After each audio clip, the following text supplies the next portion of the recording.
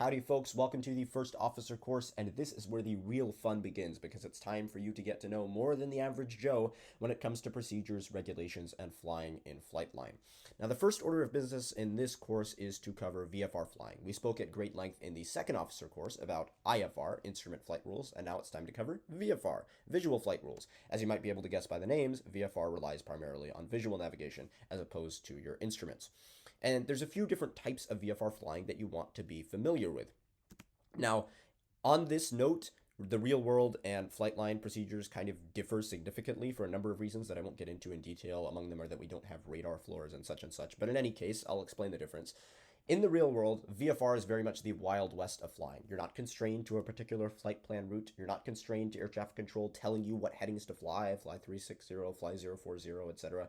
You can just roam around. You can go fly over that lake because you feel like it, and then make a right turn because you feel like it, and so on. As long as you coordinate your departure and arrival with a towered airport, if the airport has a tower, you're fine.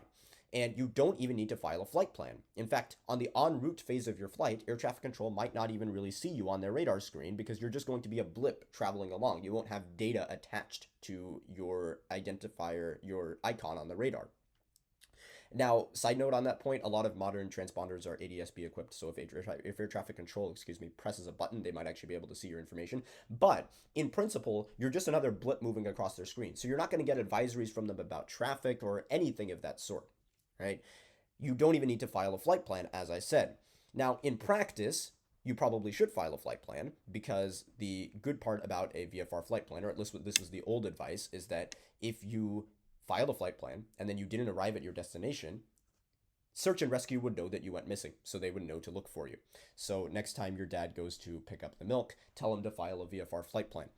In any case, once you file that VFR flight plan, people know to look for you, and we're going to call that the equivalent of flying in uncontrolled airspace in FlightLine. In FlightLine, we require everyone to file a flight plan, regardless of whether you're flying IFR or VFR. Now, the one exception to that is landing competitions. You're going to fly one traffic pattern around the airport. You don't need a flight plan. But even in a regular event, if you want to do touch and goes at your same airport, which is a perfectly acceptable type of VFR flying, you still need to file a flight plan. And the same if you're going from one airport to another, VFR. Now, in FlightLine, we call that uncontrolled airspace because when you're in controlled airspace, you're actually going to be mimicking something called VFR flight following in the real world. And flight following means that air traffic control will follow your flight. So most importantly, they're going to give you traffic advisories. They're going to tell you there is a, Piper Cherokee at your 5 o'clock in 4 miles at 2,000 feet or whatever. So you know that there's other aircraft around you. Primarily as a VFR pilot, you are responsible for making sure that you're not running into other traffic. However, air traffic control will help you out a little bit when you are under flight following. For the purposes of FlightLine, you will always be flight followed. You're always going to get traffic advisories as a VFR aircraft, even in a landing competition. But you can still file VFR flight following as a separate thing in FlightLine. So there is standard VFR in FlightLine and there is VFR flight following. You are able to file both in the flight plan filer, but practically they're pretty much the same thing.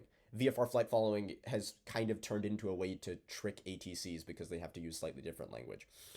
The last type of VFR flying you want to be familiar with is special VFR.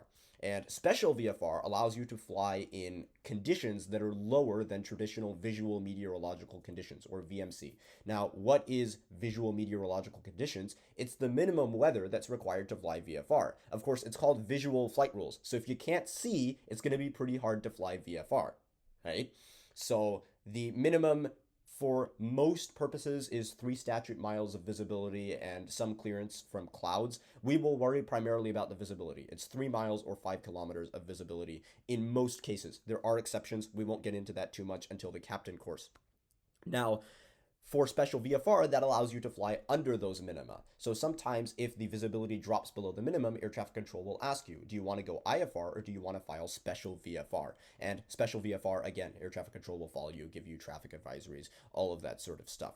So that's the basics. Again, the way to remember it, VFR flight plans in the real world, you want to make sure that you have them so that people know that you're missing. But of course, even better than that and what most practical advice is when you're flying in a busy airspace is have VFR flight following. Not only is air traffic control going to help you out because you're not the only plane in the sky, if you drop off of their radar, they'll notice a lot quicker than someone noticing, hey, this guy didn't arrive at his arrival airport. So if you really want to track your dad when he goes to the store, get VFR flight following. Because number one, he's going to be told by air traffic control that you were coming way before he actually knew about it. And number two, you're going to have GPS location tracking on him at all times.